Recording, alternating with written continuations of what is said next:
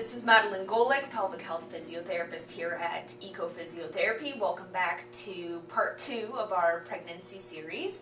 What we're talking about today is SIJ pain, or more commonly known as sacroiliac pain, and even more simply put, pain in the pelvis. So when we're talking about SIJ pain, this is what we're talking about. We're talking about pain here just below the lower back, basically any pain kind of in and around the buttocks area, and some women can actually experience pain in the front of the pelvis, where the pelvis meets.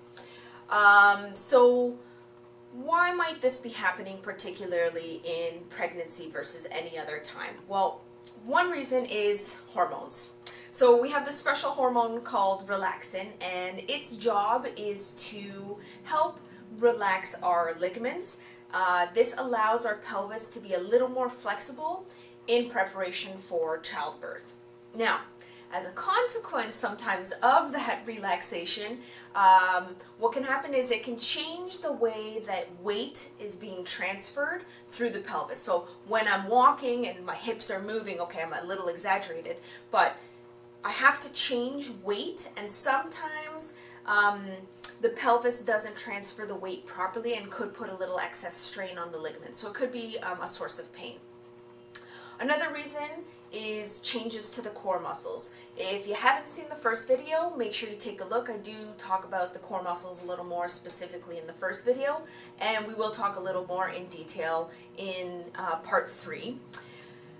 Another reason is pre-existing problems. So if you've had back pain before, or pain in the hip, or an old fall or something, sometimes that can be a source of pain in pregnancy.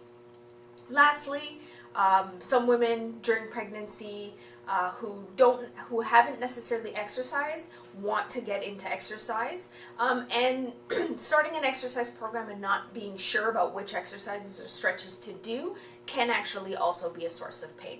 So you want to make sure, if you are starting an exercise program or you are having pain in the pelvis, that you do come see us for a comprehensive assessment so that we can take a look at why you're having pain and also guide you with appropriate exercise.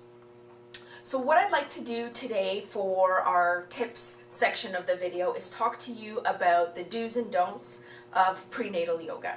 So let's start with the do's. So first and foremost, you always want to make sure that you talk with your doctor, your midwife, or your obstetrician to make sure that you are medically safe to start an exercise program, first and foremost. Number 2, you want to make sure that you find a yoga teacher that is certified and has some experience working with the pregnancy population. Next, when you're actually in the class doing the different yoga movements, you want to make sure that if any of them are causing you some discomfort, that you either ask the teacher for a way to modify, or even just change position yourself to make sure that you're not stressing or straining your pelvis. Fourthly, you want to make sure that you pace yourself. Take your time going through the movements, make sure you get into the right position, make sure that it feels good. And lastly, of course, have fun. It's supposed to be relaxing, it's supposed to be fun. It shouldn't feel like a chore to participate in exercise. Okay, let's talk about the don'ts. So first and foremost, no hot yoga. Pregnancy is not the time to overheat, so no hot yoga in pregnancy.